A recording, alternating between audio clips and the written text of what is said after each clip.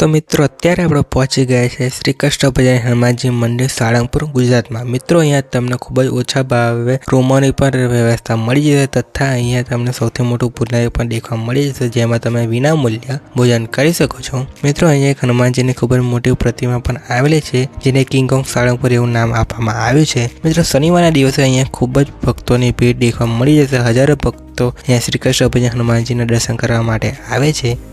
મિત્રો મંદિર અંદરથી કંઈક આ રીતનું દેખાય છે। તમે અંદર શ્રી કૃષ્ણ ભજન હનુમાનજીના પણ દર્શન કરી શકો છો। તો મિત્રો આ છે શ્રી કૃષ્ણ ભજન હનુમાનજી, તમે દર્શન કરી શકો છો।